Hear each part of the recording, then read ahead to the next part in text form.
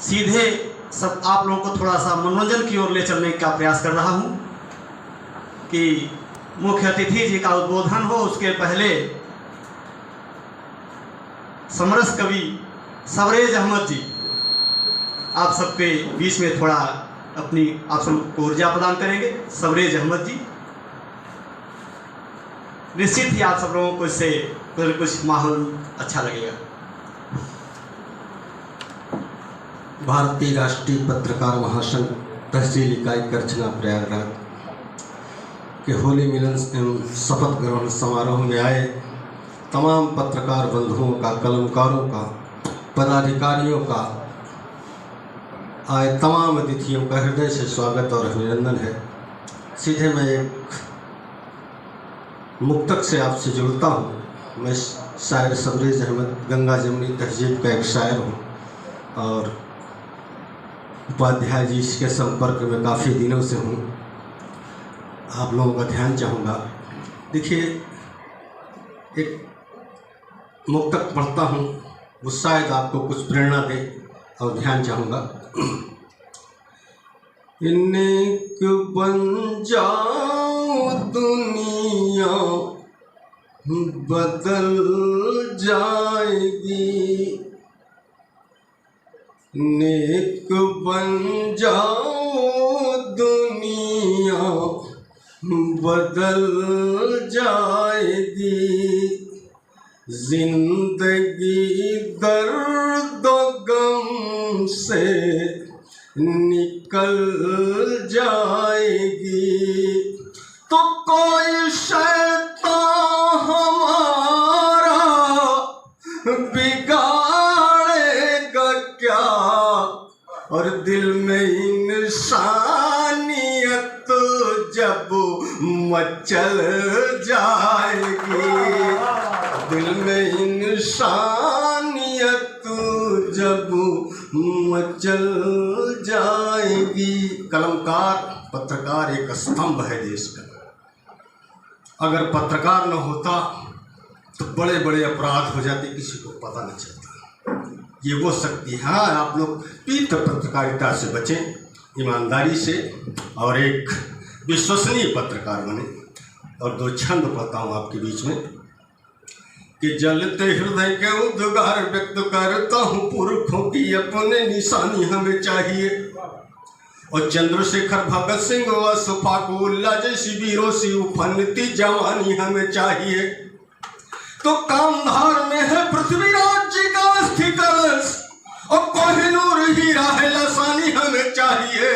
अपने वतन की आन बान को बचाना है तो इतिहास में सही कहानी हमें चाहिए। अपने वतन की आन बान को बचाना है तो इतिहास में सही कहानी हमें चाहिए।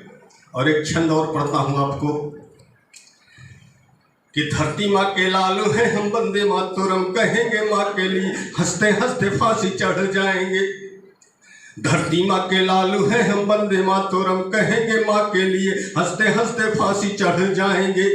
और पाकिस्तान चाइना से बाद में निपट लेंगे, पहले देशद्रोहियों को सूली पे चढ़ाएंगे। और हुब्बुल वतनी वाले अपने काम से हटेंगे नहीं, और निस्फुल ईमान का हम डंका बजाएंगे। अब्दुल हमीद बन के हाथ में तिरंगा लेके पाकिस्तानी मंसूबों को धूल में मिलाएंगे। ये देशभक्ति का जज्बा भरा था।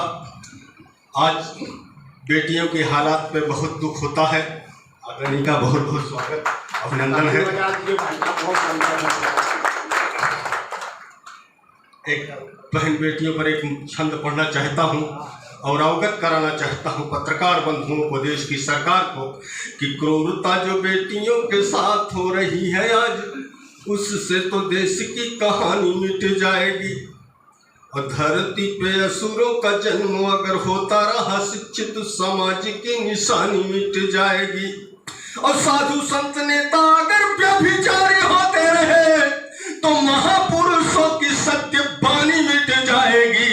और बिगड़े समाज में सुधार नहीं आया तो फिर राम कृष्ण की ये राजधानी मिट जाएगी। बिगड़े समाज में सुधार नहीं आया तो फिर राम कृष्ण की ये राजधानी मिट जाएगी।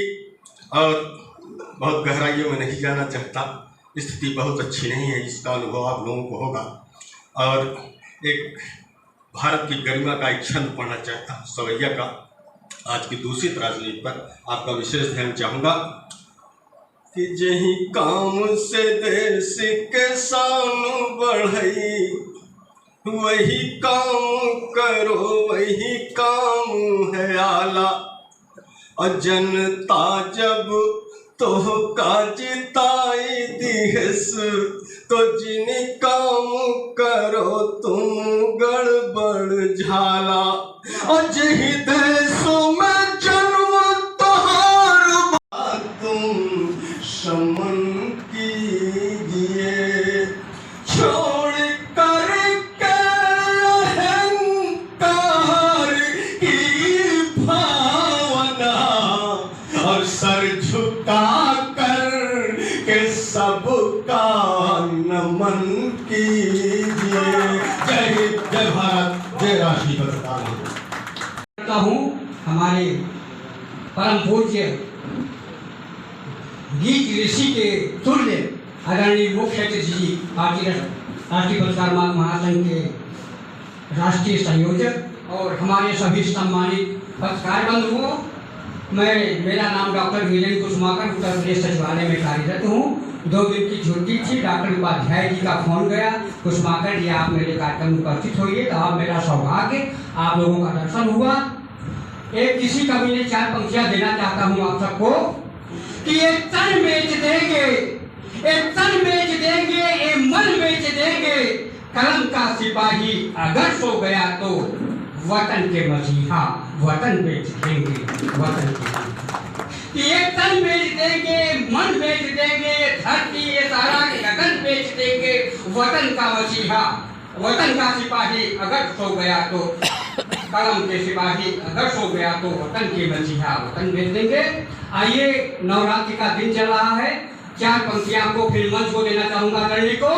सिर्फ कुंठाओं की अभिव्यक्ति नहीं है कविता, सिर्फ कुंठाओं की अभिव्यक्ति नहीं है कविता, काम क्रियाओं की या शक्ति नहीं है कविता, कविता उद्देश्य की तस्वीर हुआ करती है, निहत्थे लोगों की समझीर हुआ करती है।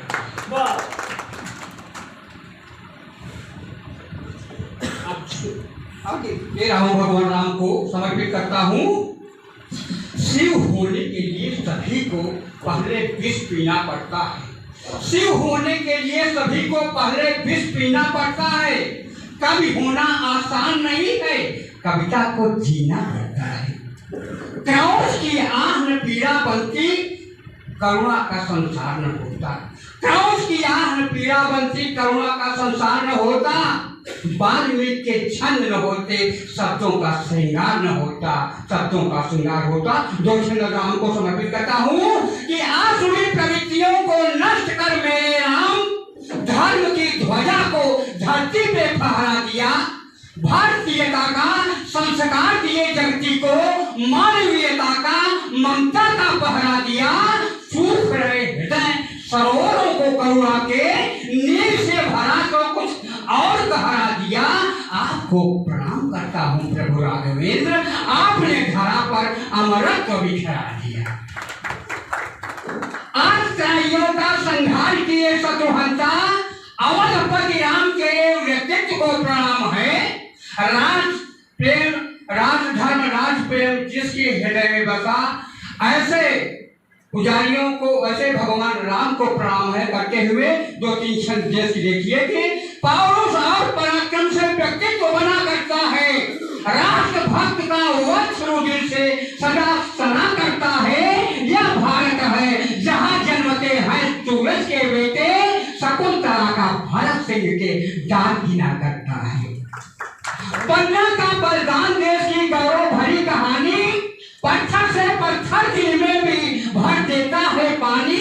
एक उदय के लिए आत्मा का चंदन दे डाला, ऐसी दासी जिस पर न्यौछावर है 100 रानी। ऐसी दासी जिस पर न्यौछावर है रानी, कभी थाल पूजा की कर में, कभी कृपाण उठाती, पति को ही आराध्य मानकर अपना धर्म निभाती, यम का जेल छेद होता जिनके सतीत्व के आगे, सावित्रियां यहाँ पर पति का प्राण पुनः लौटाती, सावित्रियां यहाँ पर पति का प्राण पुनः लौटाती। ये दो छंद देखिए कि मातृभूमि के लिए जो प्राण दे दिए सपूत, मातृभूमि के लिए जो प्राण दे दिए सपूत, ऐसे राष्ट्रभक्तों का कौन सा सम्मान है? मानवीय मूल्यों को, मातृभूमि के लिए जो प्राण दे दिए सपूत, ऐसे राष्ट्रभक्तों का कौन सा सम्मान है? करते हुए दो छंद और देना चाहूंगा कि गज भर छाती नेत्र जलते मसाल जैसे भारत के वीर स्वाभिमानी को प्रणाम है। राष्ट्र प्रेम जिसकी रगों में खौलता सदैव, उस राजपूत की जवानी को प्रणाम है। रेत रेत हो गया प्रदेश क्योंकि चढ़ गया जिसकी कृपा पर, पानी को प्रणाम है। शीश को झुकाओ ना मुस्कुराना प्रताप, अमर अजय बलिदानी को प्रणाम है, अमर अजय बलिदानी को प्रणाम है। एक बार लिंकन ने अपनी माता से कहा, बहुत बढ़िया बिल्कुल देखिए, एक बार लिंकन ने अपनी माता से कहा, भारत भ्रमण हेतु माता मुझे जाना है, इच्छा बताओ अपनी तेरे लिए माता मेरी, हिंदुस्तान से तुझे कौन वस्तु लाना है? अब्राहम लिंकन की माता ने सगर्व कहा, भारत की महत्ता को तुझे क्या बताना है?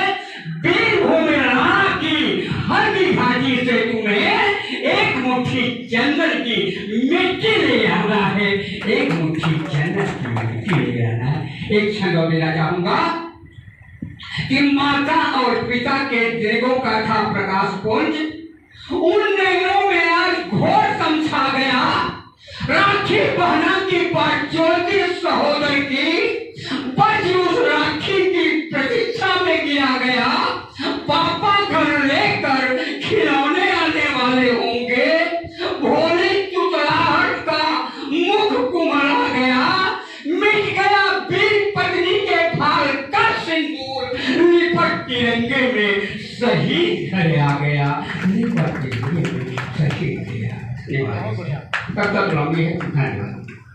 तहसील इकाई करछना के शपथ ग्रहण समारोह और होली मिलन समारोह के अवसर पर आज के इस आयोजन के अध्यक्ष आदरणीय श्री प्रभाशंकर ओझा जी,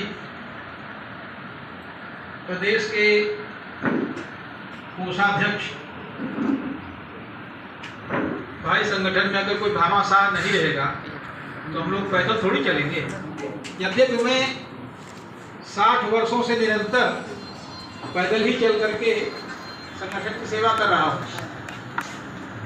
शहर में बहुत से साथी हैं, भाई शिवेश जी बैठे हैं, ये इस बात के प्रत्यक्ष गवाह हैं कि अगर कोई मित्र आग्रह करता है कि आप कचहरी चल रहे हैं, चलिए मैं आपको छोड़ दूँ, तो मुझे लगता है कि ये शायद मुझे कुछ कष्ट दे रहे हैं, क्योंकि बीच में हमको जिनसे मिलना है फिर हमारा वो समय समाप्त हो जाएगा। इसलिए मैं ज़्यादातर शहर में पैदल ही चल करके अपनी सारी व्यवस्था अपने हिसाब से संचालित कर लेता हूँ। और आज अच्छा लग रहा है, भाई राजेंद्र जी ने जिस सादगीपूर्ण इस आयोजन को अत्यंत गरिमामय बना दिया है, उससे लगता है कि हम कोई भूल नहीं किए थे, बहुत सही साथी का चुनाव किए थे। शपथ ग्रहण एक औपचारिकता होती है, वास्तव में आपकी निष्ठा को कुछ ऊर्जा प्रदान करने के लिए और कुछ शक्तिशाली बनाने के लिए एक माध्यम है। इसलिए प्रत्येक इकाइयों का शपथ ग्रहण जरूरी होता है। सन 2000 में जब संगठन की स्थापना हुई तो जो पत्रकार साथी मिलकर के इसका संविधान बनाए, जिन लोगों ने संस्था फार्म की संरचना की, उसमें उन्होंने नीचे ये भी लिख दिया कि अगर 3 महीने के भीतर गठित इकाइयां शपथ ग्रहण नहीं लेती हैं तो वो अमान्य हो जाती हैं, अथवा जो भी पदाधिकारी मान लीजिए हमारे राष्ट्रीय प्रवक्ता रीवा के हैं, अब वो यहाँ राष्ट्रीय कार्य समिति में अगर नहीं आ सकते तो रीवा में अपना शपथ ले सकते हैं। आप जिस पद पर हैं, जहाँ भी हैं, वहाँ आप शपथ ग्रहण में शामिल हो सकते हैं। एक विलक्षण संयोग हम लोगों के साथ आया। अभी 8 जनवरी को कुंडा में वहाँ का शपथ ग्रहण था। तो शायद एक ऐसी पहली तहसील है उत्तर प्रदेश की जहाँ राष्ट्रीय अध्यक्ष, प्रांतीय अध्यक्ष, जिला अध्यक्ष, मंडल अध्यक्ष और वहाँ के सभी तहसील अध्यक्ष एक साथ शपथ लिए। ये बहुत कम देखने को मिलता है। तो आपने अपने दायित्व के प्रति जो निष्ठापूर्वक शपथ लिया है, सबसे पहले तो मैं आपको उसके लिए बधाई दे रहा हूँ। फिर इस नवरात्र के पर्व पर आप यहाँ अपना अमूल्य समय निकाल करके आए, इसके लिए मैं आपको बधाई दे रहा हूँ।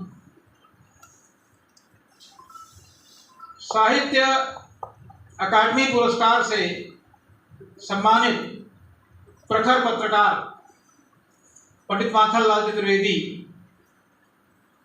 जिनके नाम से भोपाल में चल रहे विश्वविद्यालय से प्रतिवर्ष हजारों की संख्या में प्रतिभावान पत्रकार निकलते हैं और देश में जगह जगह अपनी सेवाएं देते हैं।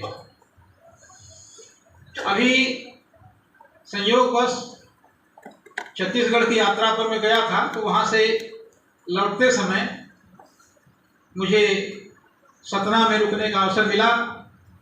वहाँ के साथियों ने कहा कि गुरुजी, अगर आपके पास समय हो तो हम भोपाल चल रहे हैं, हमारा कुछ काम है, आप चले चलते तो बहुत अच्छा था। मैंने कहा भोपाल में 2-3 बार घूम चुका हूँ जेल जाते समय, इसलिए आप जाकर घूम आइए। तो उन्होंने कहा मुझे विश्वविद्यालय में जाना है। हमने कहा तब मैं जरूर चलूँगा। विश्वविद्यालय को यद्यपि मैंने देखा नहीं था, फिर जा करके उसका दर्शन हुआ और फिर इस पुण्यात्मा का भी नमन हुआ। वास्तव में उनकी जन्मतिथि कल है, 4 अप्रैल को, लेकिन उसकी पूर्व संध्या पर, और जैसा कि हम लोग अवसर का लाभ लेते हैं, रविवार का दिन था, इतने साथी इकट्ठा, अगर ये कार्यक्रम हम कल करते तो, इसलिए इस आयोजन को आज किया गया। हमारे बीच में बहुत से नए पुराने साथी यहाँ हैं। भाई भैरव प्रसाद शुक्ल जी बहुत दिनों बाद मिले हैं। आज मुझे देखकर बहुत अच्छा लगा कि आपकी वही ऊर्जा जो 10-12 साल पहले थी आज भी बरकरार है। इस संगठन के पहले जिलाध्यक्ष 2001-2 में जब यह संगठन संचालित हुआ रहा था, उस समय भाई लंकेश बाबू यादव निर्विलीन के संवाददाता हुआ करते थे और आप इस संगठन के पहले जिलाध्यक्ष बनाए गए थे। और आपने बहुत ही ऐतिहासिक कार्यक्रम सर्वोदय इंटर कॉलेज में किया था। मैं आप सबके आगमन से आप सबको बार बार धन्यवाद ज्ञापित कर रहा हूं। भाई कुसुमाकर जी और सबरेज जी ने इस आयोजन में आकर के जो गरिमा प्रदान की, उसके लिए भी उन्हें बहुत बहुत धन्यवाद। अभी कुरान तहसील इकाई के लोगों ने वहाँ एक ऐतिहासिक आयोजन किया। बहुत साथी यहाँ आए हुए हैं। डॉक्टर राम जी प्रजापति हैं, तहसील अध्यक्ष भास्कर जी हैं, महासचिव राम सखा जी हैं। आप सब बहुत बहुत बधाई के पात्र हैं। हमारे बीच में मंच पर जो प्रतिभाएं हैं, उनके बारे में आपके बीच में मैं क्या कहूँगा। उन्होंने अपने उद्बोधन में अपना परिचय दिया है। मैं उनके आने के लिए और यहाँ अपना समय देने के लिए उनके प्रति कृतज्ञ हूँ। बंधुओं, ये संगठन केवल अकेले भगवान उपाध्याय के बस का नहीं है। आप सबकी ऊर्जा, आप सबका स्नेह, आप सबकी निष्ठा और मंच पर जो लोग उपस्थित हैं उनकी शुभचिंतना हमारे साथ रहती है। इसलिए संगठन को धीरे धीरे आगे बढ़ाते हुए आज हम लगभग 14 प्रदेशों में छोटी बड़ी इकाइयों के रूप में काम कर रहे हैं। उत्तर प्रदेश के लगभग 38 से 40 जनपदों में काम हो रहा है। बिहार, मध्य प्रदेश, झारखंड, छत्तीसगढ़, पंजाब, दिल्ली इत्यादि प्रदेशों में भी इकाइयाँ अपना अपना काम कर रही हैं। आने वाले पर्व समय में जो हमारा पर्व है वह 3 मई को विश्व प्रेस स्वतंत्रता दिवस देश भर में मनाया जाता है संगठन की इकाइयों द्वारा। हम आदि पत्रकार देवर से नारद की जयंती मनाते हैं। इस वर्ष वह 17 मई को पड़ रही है। इसके बाद एक आयोजन महत्वपूर्ण और हो जाता है। 30 मई को पत्रकारिता दिवस जगह जगह आयोजित होता है और अपने संगठन का स्थापना दिवस 15 जुलाई को विभिन्न इकाइयों द्वारा मनाया जाता है।